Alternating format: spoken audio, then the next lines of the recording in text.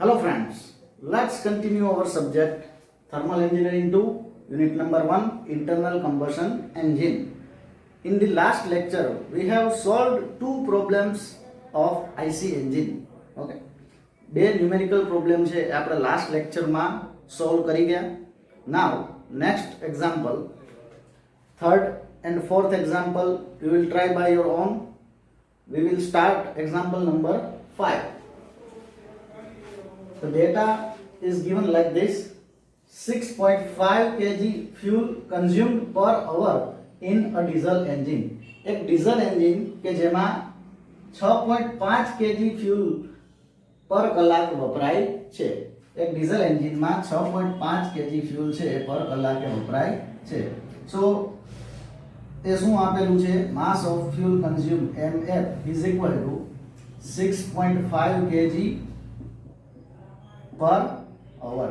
Okay, 6.5 kg per hour fuel is consumed in a diesel engine. એક diesel engine છે જેમાં 6.5 kg per hour fuel છે એ વપરાય છે. If brake power of engine is 22.4 kilowatt, brake power of the engine is given. Brake power of the engine is given 22.4 kilowatt. Now 22.4 kilowatt and mechanical efficiency is 85% of the engine. Mechanical efficiency is 85% of the diesel engine. Then find indicated thermal efficiency, brake thermal efficiency and brake specific fuel consumption. Okay, indicated thermal efficiency, brake thermal efficiency and brake specific fuel consumption, BSFC. So only three data given for a diesel engine. Only these three data given. Now indicated thermal efficiency, first step, indicated thermal efficiency. Now indicated thermal efficiency નું equation આપણે જોઈએ તો indicated thermal efficiency નું equation છે efficiency ITH is equal to indicated power into 60 divided by mf into CV. Okay, divided by mf into CV. So calorific value of the fuel is આપણે assume કરવી પડશે. Calorific value છે, okay, assuming calorific value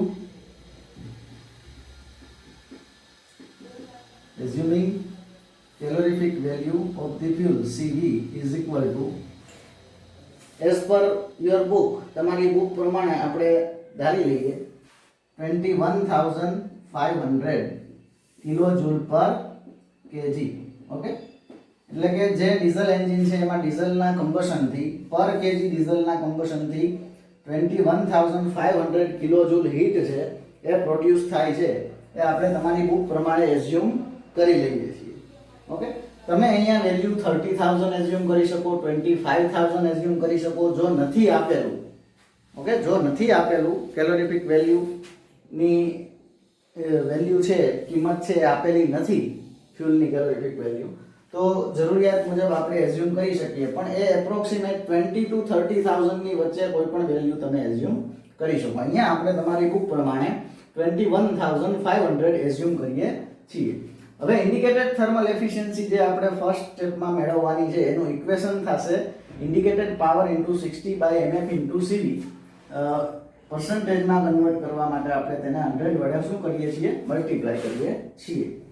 હવે અહીંયા તમે જોઈ શકો છો કે mf ની વેલ્યુ છે આપણી પાસે, CV કેલોરીફિક વેલ્યુ છે એ આપણે એઝ્યુમ કરી લીધી છે ફ્યુલની ડીઝલ એન્જિન માટે. ઓકે, તો ઇન્ડિકેટેડ પાવર છે એ આપેલો નથી, પણ બ્રેક પાવર આપેલો છે. પણ ઇન્ડિકેટેડ પાવર મેળવવા માટે, ઇન્ડિકેટેડ થર્મલ એફિશિયન્સી મેળવવા માટે આપણે બ્રેક પાવર નહીં પરંતુ ઇન્ડિકેટેડ પાવર છે એની રિક્વાયરમેન્ટ છે, જરૂરી છે. તો એના માટે આપણી પાસે આ બે ડેટા આપેલા છે, બ્રેક પાવર અને મિકેનિકલ એફિશિયન્સી બંને આપેલા છે. સો મિકેનિકલ એફિશિયન્સી નું ઇક્વેશન મુજબ efficiency mechanical is equal to brake power upon indicated power multiply by 100. Okay, so આ ઇક્વેશન જે છે એ ઇક્વેશન મુજબ તેના પરથી ઇન્ડિકેટેડ પાવર આપણે મેળવી શકીશું. ઓકે, ઇન્ડિકેટેડ પાવર છે, indicated power is equal to શું થશે? Brake power upon mechanical efficiency multiplied by 100. Okay, so brake power is given 22.4 kilowatt divided by mechanical efficiency is given 85 multiplied by 100. Okay, અહીંયા જો તમે 0.85 લખો છો, percentage ને વેલ્યુમાં ડાયરેક્ટ કન્વર્ટ કરી અને લખો છો તો અહીંયા 100 વડે મલ્ટીપ્લાય કરવાની જરૂર નથી, તો ડાયરેક્ટલી 22.4 divided by 0.85 થશે. ઓકે, સો ઇન્ડિકેટેડ પાવર આ રીતે આપણે મિકેનિકલ એફિશિયન્સીના ઇક્વેશન ઉપરથી મેળવી શકશું. હવે આ કેલ્સીમાં આ સોલ્વ કરવાથી તમને જે ઇન્ડિકેટેડ પાવર છે તેની વેલ્યુ મળશે 26.35 કિલોવોટ. 26.35 કિલોવોટ. ઓકે, ઇન્ડિકેટેડ પાવરની વેલ્યુ તમને આ રીતે મળશે. હવે ઇન્ડિકેટેડ પાવરની વેલ્યુ મળી ગયા પછી ઇન્ડિકેટેડ થર્મલ એફિશિયન્સી ઇઝીલી મેળવી શકાય. 26.35 કિલોવોટ મીન્સ કિલોજૂલ પર સેકન્ડ. 60 વડે મલ્ટીપ્લાય કરવાથી 1 કિલોજૂલ પર મિનિટમાં કન્વર્ટ થઈ જાય છે. એમએફ છે એની વેલ્યુ આપેલી છે કિલોજૂલ કેજી પર અવરમાં આપેલી છે. ઓકે, અહીંયા જે વેલ્યુ છે કેજી પર અવરમાં આપેલી છે. સો અત્યારે હું એમનું ડાયરેક્ટલી લખી દઉં છું 6.5 કેજી પર અવર મલ્ટીપ્લાય બાય 21,500 જે કેલોરીફિક વેલ્યુ આપણે એઝ્યુમ કરેલી છે. હવે આનો યુનિટ કેજી પર અવર છે. ઓકે, આનો યુનિટ કેજી પર અવર છે, કેજી પર અવર, અને આનો યુનિટ કિલોજૂલ પર કેજી છે, અને આ જે યુનિટ છે કિલોજૂલ પર સેકન્ડ છે. અહીંયા 60 વડે આપણે મલ્ટીપ્લાય નથી કરતા અત્યારે. હવે આ જે યુનિટ થશે કેજી કેન્સલ થઈ જશે, કિલોજૂલ પર અવર. નીચે જે વેલ્યુ છે કિલોજૂલ પર અવરમાં છે, ઉપર જે વેલ્યુ છે કિલોજૂલ પર સેકન્ડમાં છે. તો ઉપરની વેલ્યુને કિલોજૂલ પર સેકન્ડને બદલે કિલોજૂલ પર અવરમાં કન્વર્ટ કરવા માટે 3600, ઓકે, એટલે 3600 વડે મલ્ટીપ્લાય કરવું પડશે. જનરલી આપણે અહીંયા વેલ્યુ છે કિલોજૂલ પર મિનિટ કેજી પર મિનિટમાં આપેલી હોય ફ્યુલ કન્ઝમ્પશનની, એટલે 60 વડે મલ્ટીપ્લાય કરીએ. ઓકે, કે કિલોજૂલ પર અવરમાં કન્વર્ટ કરવા માટે. પણ અહીંયા વેલ્યુ કેજી પર અવરમાં આપેલી છે એટલે આપણે કિલોજૂલ પર અવરમાં ઉપર કન્વર્ટ કરવું પડશે કિલોજૂલ પર મિનિટને બદલે. તો અહીંયા મલ્ટીપ્લાય કેટલા વડે કરવું પડશે? 3600 વડે. Okay, multiply by 100%. સો કેલ્સીમાં આ વેલ્યુ સોલ્વ કરવાથી તમને ઇન્ડિકેટેડ થર્મલ એફિશિયન્સી જે છે, ઇન્ડિકેટેડ થર્મલ એફિશિયન્સી તેની વેલ્યુ મળશે 67.88%. 67.88%. ઓકે, સો આ રીતે તમે ઇન્ડિકેટેડ થર્મલ મેળવી શકો છો. Now next brake thermal efficiency.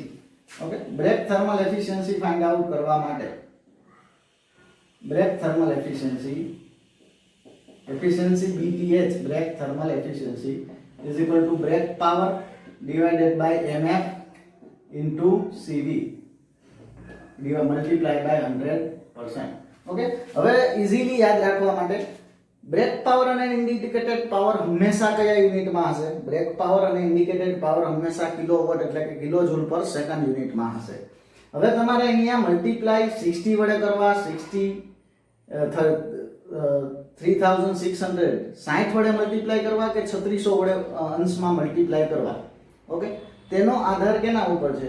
MF ના યુનિટ ઉપર. ઓકે, હવે યાદ રાખજો કે જો MF 6.5 અહીંયા જે યુનિટ છે કેજી પર અવર હોય, જો અહીંયા યુનિટ કેજી પર અવર હોય તો જે ઉપર બ્રેક પાવર અથવા તો ઇન્ડિકેટેડ પાવર જે હોય છે તેને 3600 વડે એટલે કે 3600 વડે મલ્ટીપ્લાય કરશું. જો અહીંયા યુનિટ કેજી પર મિનિટ હોય, MF નો યુનિટ કેજી પર મિનિટ હોય તો અહીંયા 60 વડે મલ્ટીપ્લાય કરશું. અને જો ઓલરેડી આ યુનિટ કેજી પર સેકન્ડમાં આપેલો હોય, કેજી પર સેકન્ડમાં, તો અહીંયા કોઈ મલ્ટીપ્લાય કરવાની જરૂર રહેતી નથી. ઓકે, સો ખાસ ધ્યાન રાખજો, mf છે કેજી પર સેકન્ડમાં, તો મલ્ટીપ્લાય અંશમાં કાંઈ કરવાનું નથી. જો mf નો યુનિટ કેજી પર મિનિટમાં હોય તો અહીંયા 60 વડે મલ્ટીપ્લાય કરશું. mf નો યુનિટ જો કેજી પર અવરમાં હોય તો અહીંયા 3600 વડે મલ્ટીપ્લાય કરશું. હવે અહીંયા કેજી પર અવરમાં mf નો યુનિટ આપેલો છે એટલે અહીંયા 3600 વડે મલ્ટીપ્લાય કરશું.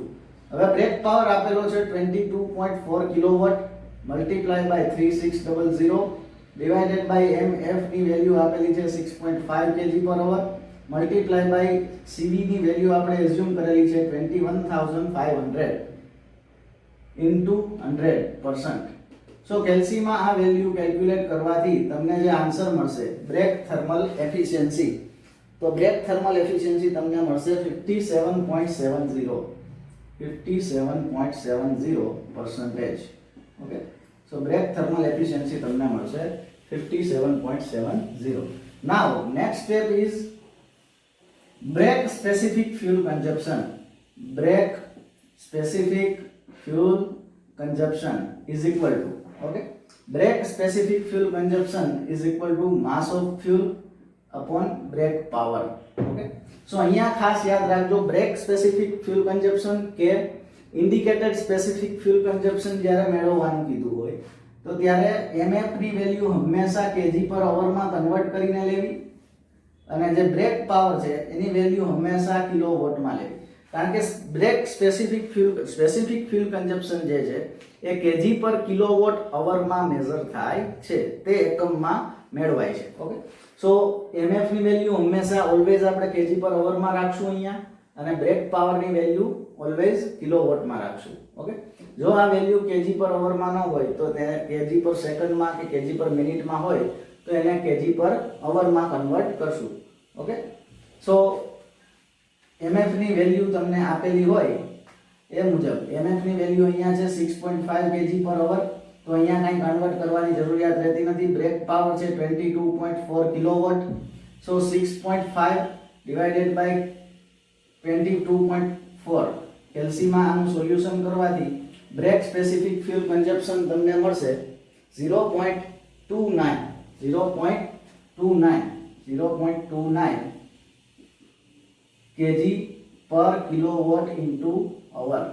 ઓકે, સો આ રીતે તમે indicated thermal efficiency, brake thermal efficiency અને બ્રેક સ્પેસિફિક ફ્યુલ કન્ઝપ્શન આપેલા પ્રોબ્લેમ માટે મેળવી શકો. Now, example number 6, Morse test. This is the example of Morse test. અત્યાર સુધી જે આપણે એક્ઝામ્પલ સોલ્વ કરી ગયા, 3 example, example number 1, example number 2 and example number 5. એ ત્રણેય એક્ઝામ્પલ છે આપણા પરફોર્મન્સ પેરામીટર જે સ્ટડી કરી ગયા એને રિલેટેડ જે ઇક્વેશન્સ હતા એ ઇક્વેશન્સ આધારિત હતા. ઓકે, સો હવેનો જે આ એક્ઝામ્પલ છે એ આપણે લાસ્ટ લેક્ચરમાં, તેની અગાઉના લેક્ચરમાં જે મોર્સ ટેસ્ટ અને હીટ બેલેન્સ શીટ સ્ટડી કરી ગયા, તો એ મોર્સ ટેસ્ટ આધારિત એક્ઝામ્પલ છે. સો આ એક્ઝામ્પલ સોલ્વ કરવા માટે સૌપ્રથમ તમારે મોર્સ ટેસ્ટ જે છે એ સમજેલી હોવી જરૂરી છે. Now example number 6, Morse test. Morse test is done during testing of 6 cylinder petrol engine. Okay, એક 6 સિલિન્ડર પેટ્રોલ એન્જિન છે કે જેના ઉપર ટેસ્ટિંગ દરમિયાન મોર્સ ટેસ્ટ છે કરવામાં આવે છે. મોર્સ ટેસ્ટ છે કરવામાં આવે છે. When all cylinder operative, then power output is 52 kilowatt. જ્યારે બધા જ સિલિન્ડર છે એ કાર્યરત હોય, ઓકે, બધા સિલિન્ડર વર્કિંગ કન્ડિશનમાં હોય ત્યારે જે પાવર આઉટપુટ છે એ 52 કિલોવોટ છે. ઓકે, ત્યારે પાવર આઉટપુટ છે એ 52 કિલોવોટ છે. તો બધા સિલિન્ડર વર્કિંગમાં હોય ત્યારે જે પાવર આઉટપુટ ટોટલ આપણને મળે, power output means brake power. So જે ત્યારે પાવર આઉટપુટ મળે છે એ પાવર આઉટપુટ આપણને મળે છે 52 કિલોવોટ. એ પાવર આઉટપુટ કેટલો મળે છે? 52 કિલોવોટ. સો એ પાવર આઉટપુટ આપણો થશે ટોટલ બ્રેક પાવર. જ્યારે બધા જ સિલિન્ડર વર્કિંગ કન્ડિશનમાં હોય ત્યારનો પાવર આઉટપુટ 52 કિલોવોટ. ઓકે, ત્યારનો power output 52 kilowatt. By making a cylinder inoperative, okay, one by one, by making a cylinder inoperative one by one, એક પછી એક વારાફરતી દરેક સિલિન્ડરને કટ ઓફ કરી અને ઇન્ડિકેટેડ પાવર મેળવવામાં આવે અને પાવર આઉટપુટ મેળવવામાં આવે. તો by making a cylinder inoperative or cut off, by cutting off cylinder one by one, we will get power outputs are, the power outputs we get are 40.5, 40.2, 40.1, 40.6, 40.7 and 40 kilowatt. Okay, વારાફરતી દરેક cylinder 6 cylinder petrol engine છે. Okay, સો વારાફરતી દરેક સિલિન્ડરને જો cut off કરવામાં આવે, cylinder 1 ને cut of કરવામાં આવે તો પાવર આઉટપુટ મળે છે 40.5. સિલિન્ડર 2 ને કટ ઓફ કરવામાં આવે એટલે કે ઇનઓપરેટિવ કરવામાં આવે, તેમાં ફ્યુલનું કમ્બશન બંધ કરી દેવામાં આવે તો પાવર આઉટપુટ મળે છે એન્જિનનો 40.2 કિલોવોટ.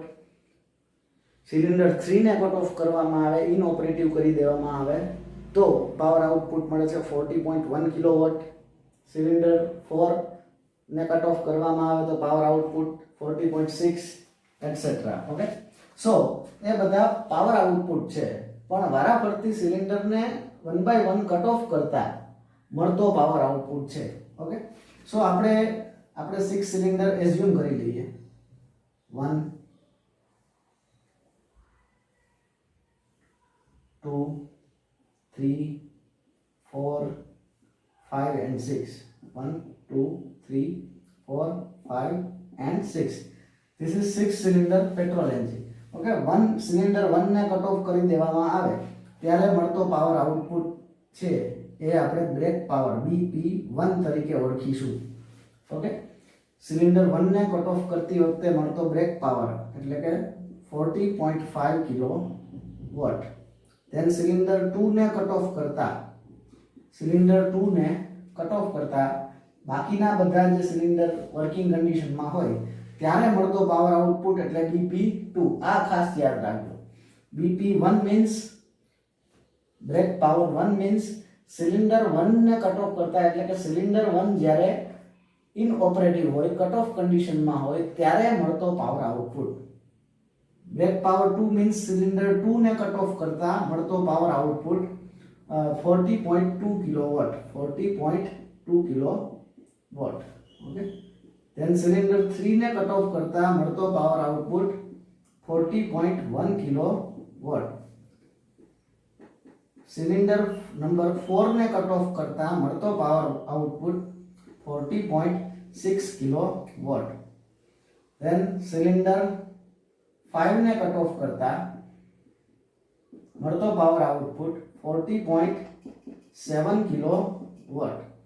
અને સિલિન્ડર નંબર 6 ને કટ ઓફ કરતા સિલિન્ડર 6 ને બંધ કરી દેવામાં આવે અને બાકીના 5 સિલિન્ડર વર્કિંગ કન્ડિશનમાં હોય ત્યારે મળતો પાવર આઉટપુટ એટલે BP6 is equal to 40 kilowatt. Okay, so this much data is given. Okay, આટલો ડેટા આપણને આપેલો છે. Find indicated power and mechanical efficiency of the engine. Okay, જે આપેલું એન્જિન છે તેનો ઇન્ડિકેટેડ પાવર મેળવો અને તેની મિકેનિકલ એફિશિયન્સી મેળવો. ઓકે, હવે મિકેનિકલ એફિશિયન્સી મેળવવી હોય તો ઇન્ડિકેટેડ પાવરની જરૂરિયાત તો પડવાની જ છે. એટલે જો ફક્ત મિકેનિકલ એફિશિયન્સી મેળવવાનું કીધું હોય તો એ ઇન્ડિકેટેડ પાવર તો તમારે મેળવવો જ પડશે. આપણી પાસે જે ડેટા આપેલો છે એ ફક્ત શું આપેલો છે? Brake power, overall brake power અને વારાફરતી દરેક સિલિન્ડરને કટ ઓફ કરતા મળતો બ્રેક પાવર છે એ જ અહીંયા આપેલો છે. તો હવે ઇન્ડિકેટેડ પાવર મોર્સ ટેસ્ટ અનુસાર કઈ રીતે મેળવી શકાય આપણે જાણીએ છીએ તે મુજબ સિલિન્ડર 1 નો ઇન્ડિકેટેડ પાવર કઈ રીતે મળશે? સિલિન્ડર 1 નો ઇન્ડિકેટેડ પાવર કઈ રીતે મળશે? તો ટોટલ બ્રેક પાવર માંથી સિલિન્ડર 1 ને કટ કરતા મળતો બ્રેક પાવર જો બાદ કરવામાં આવે તો ઇન્ડિકેટેડ પાવર મળશે સિલિન્ડર 1 નો. IP1 અને BP1 આ બંને વચ્ચે ડિફરન્સ ખાસ સમજજો. અહીંયા IP1 એટલે સિલિન્ડર 1 નો ઇન્ડિકેટેડ પાવર છે અને BP1 એટલે સિલિન્ડર 1 નો ઇન્ડિકેટેડ પાવર બ્રેક પાવર નથી. સિલિન્ડર 1 ને કટ કરતા મળતો બ્રેક પાવર છે. એટલે તમે એને એવું કહી શકો કે brake power 2 3 4 5 6, brake power of 2 3 4 5 6. Cylinder 1 ને કટ કરતા બાકીના જે સિલિન્ડર વર્કિંગમાં છે તેનો ટોટલ બ્રેક પાવર, એટલે કે બ્રેક પાવર 1 એટલે સિલિન્ડર 1 ને કટ કરતા મળતો બ્રેક પાવર. સો આ ઇક્વેશન મુજબ આપણને જે સિલિન્ડર 1 નો બ્રેક પાવર છે એ કેટલો મળશે? IP1 is equal to overall brake power 52 minus cylinder 1 ને કટ કરતા મળતો બ્રેક પાવર 40.5. સો તમને જે આન્સર મળશે એ મળશે 11.5 કિલોવોટ. આ જ રીતે તમે ઇન્ડિકેટેડ પાવર સિલિન્ડર 2 નો મેળવી શકશો. Brake power, overall brake power minus brake power we got by cutting off cylinder number 2. Cylinder 2 ને કટ કરતા મળતો બ્રેક પાવર છે એ ઓવરઓલ બ્રેક પાવર માંથી બાદ કરવામાં આવે તો સિલિન્ડર 2 નો ઇન્ડિકેટેડ પાવર મળશે. એટલે આપણે હવે ડાયરેક્ટલી કહી શકીએ કે 52 માઇનસ 40.2, 52 માઇનસ 40.2 એટલે આન્સર આવશે 11.8 કિલોવોટ. એ જ રીતે ઇન્ડિકેટેડ પાવર ઓફ સિલિન્ડર 3 એટલે કે overall brake power minus cylinder 3 ને કટ કરતા મળતો બ્રેક પાવર એટલે 52 માઇનસ 40.1, 52 માઇનસ 40.1 એટલે 11.9 કિલોવોટ.